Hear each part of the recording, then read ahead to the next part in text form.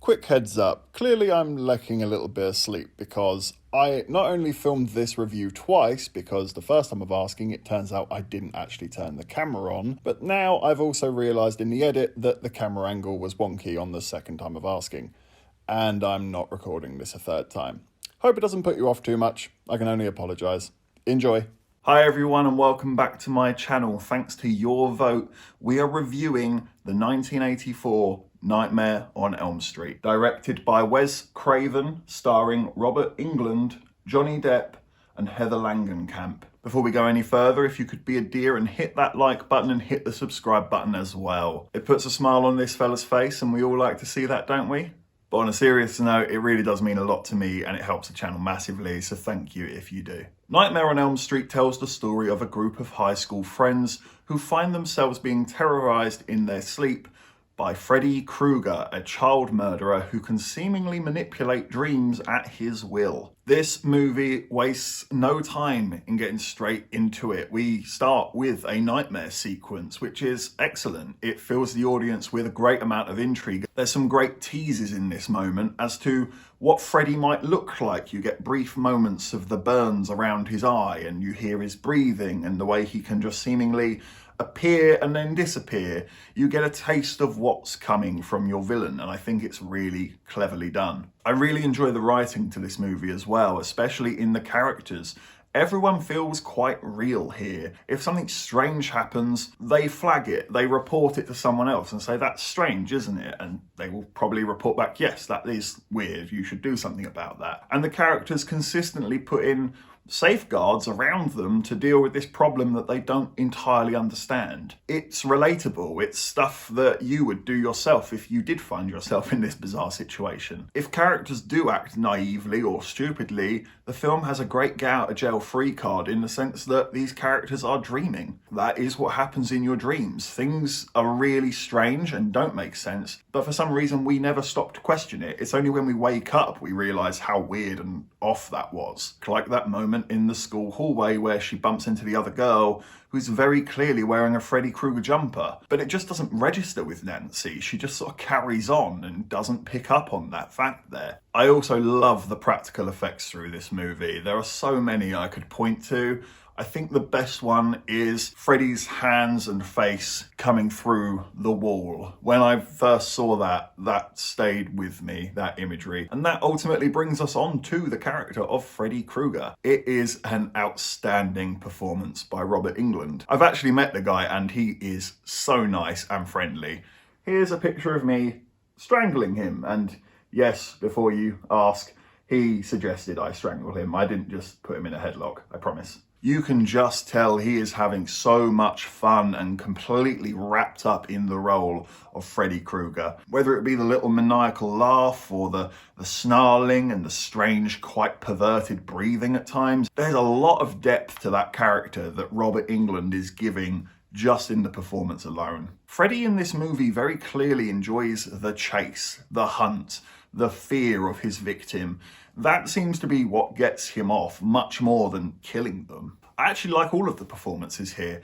It's quite refreshing to see a young Johnny Depp being quite calm, casual, normal, relatable. When you consider the very loud characters and Tim Burton movies he has been in throughout his enormous career, this feels so change of pace and just unexpected that I quite enjoy his performance here. For a moody teenage boy, he is quite likeable and relatable. I feel Heather Langenkamp as Nancy has the hardest job here by a country mile because of the emotional range that Nancy has to go through in this movie. She has to be terrified, tired, angry that no one's listening to her, fed up with the situation she finds herself in, trying to find courage to deal with the situation she finds herself in. This is a really hard role to deliver perfectly for a young woman, and I think she really knocked it out of the park. I think she shines best when she actually goes head to head with Freddie and tries to take him on. She has that Ellen Ripley vibe about her where she feels vulnerable, but you know she has that puncher's chance of getting through this, that you can't help but cheer her on.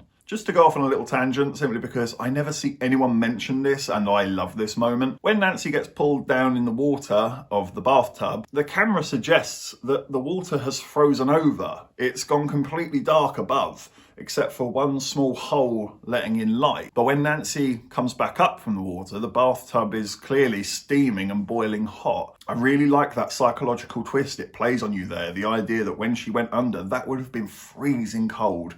But when she comes up, it's boiling hot. I think it almost explains that she would have been in a state of being stunned a bit. I think that's such clever, subtle writing and design. I could sit here with a microscope and go through this film shot for shot, and I would still struggle to find flaws. If anything, I would probably just come back with even more positives that I forgot to talk about. If I'm really reaching for a complaint, I don't love the part of the film where things turn a little bit into Home Alone. Nancy starts tying sledgehammers to door handles, so when Freddie opens the door, he gets hit with a sledgehammer. It's not my favourite part of the movie. It does sort of negate any fear in that moment. I also don't like that Freddie seemingly gets dealt with by just Nancy saying, "I don't believe in you." That feels very weak and doesn't really feel like a payoff that we deserve as an audience. But the film isn't over yet, and I thoroughly enjoy that last 5 minutes where everything is seemingly okay until the car starts misbehaving by itself and the hood goes up very clearly in that colour pattern of Freddie Krueger's jumper. I think that's such a twisted way to finish, and it leaves me so curious as to what actually goes on after that scene. And if you're like me and you really like those really stupid moments that are just so funny, the last shot of this movie is so good for that. Nancy's mum suddenly turns into a balloon woman who gets yanked through the front window of the front door. It doesn't look good. It never did look good. It looks like a balloon woman. The twisting action of how she goes through the window just isn't human. It looks so bad. Do you know what? I actually laugh at that moment so much that I don't dislike it.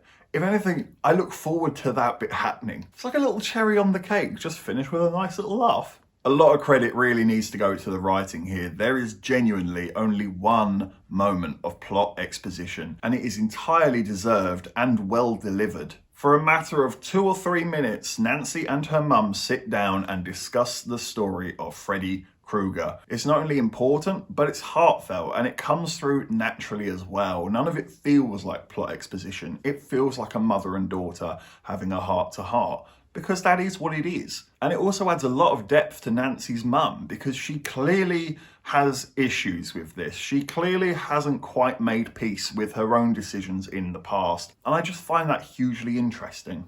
I'm going to wrap it up here because I could honestly talk about this movie all day long. If you haven't guessed by the smile on my face, I think this movie is superb. It is a horror classic. And I'm going to give A Nightmare on Elm Street an 11 out of 10. This is God.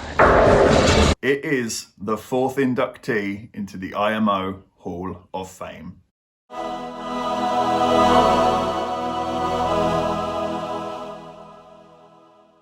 This movie is outstanding. I thoroughly enjoy it, and it is an absolute must-watch for Halloween this year. Thank you for watching this review. Please be sure to leave a like and hit that subscribe button, and be sure to leave a comment as well. What do you think of Nightmare on Elm Street? What's your favourite classic horror movie? Let me know in the comment section below. Take care, and I look forward to seeing you on the next review.